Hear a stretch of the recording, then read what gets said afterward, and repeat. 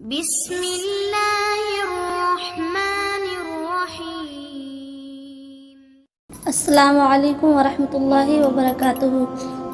حضرت اسماعیل علیہ السلام کو پہاڑی پر لے کر حضرت ہاجرہ چند روز تک مشکیزہ سے پانی اور خورجی سے کھجوریں کھاتی اور اسماعیل کو دودھ پلاتی رہیں، لیکن وہ وقت بھی آ گیا کہ پانی رہا نہ کھجوریں۔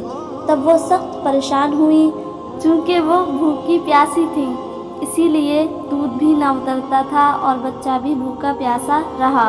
جب حالتیں دگرگوں ہونے لگیں اور بچہ بے تاب ہونے لگا تو ہاجرہ اسماعیل علیہ السلام کو چھوڑ کر دور جا بیٹھیں تاکہ اس حالت زار میں اس کو اپنی آنکھ سے نہ دیکھیں۔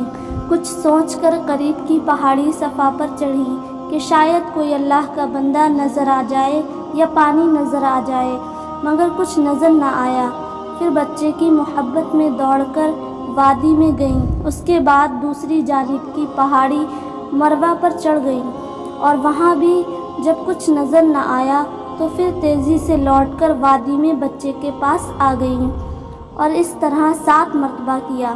نبی اکرم صلی اللہ تعالیٰ علیہ وسلم نے اس مقام پر پہنچ کر فرمایا کہ یہی وہ سعی بین الصفا والمروہ ہے جو حج میں لوگ کرتے ہیں۔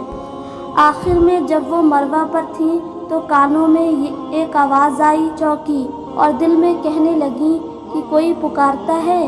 کان لگایا تو پھر آواز آئی۔ ہاجرہ کہنے لگیں، اگر تم مدد کر سکتے ہو تو سامنے آؤ، تمہاری آواز سنی گئی۔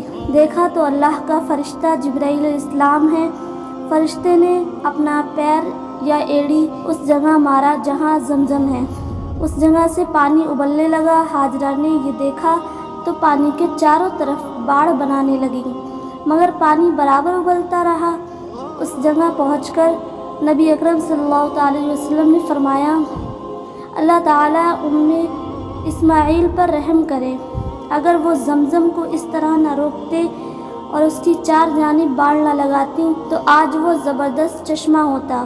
ہاجرہ نے پانی پیا اور پھر اسماعیل علیہ السلام کو دودھ پلایا۔ فرشتے نے ہاجرہ سے کہا، خوف اور غم نہ کر، اللہ تعالیٰ تجھ کو اور اس بچے کو ضائع نہ کرے گا۔ یہ مقام بیت اللہ ہے جس کی تعمیر اس بچے اسماعیل علیہ السلام اور اس کے باپ ابراہیم علیہ السلام کی قسمت میں مقدر ہو چکی ہے، اسی لیے اللہ تعالیٰ اس خاندان کو ہلاک نہیں کرے گا۔ بیت اللہ کی یہ جگہ قریب ہے۔ میرے پیارے ویورز، اگر میری ویڈیو پسند آئی ہو تو میری ویڈیو کو لائک اینڈ شیئر کریں، میرے چینل کو سبسکرائب کریں۔ السلام علیکم ورحمۃ اللہ وبرکاتہ۔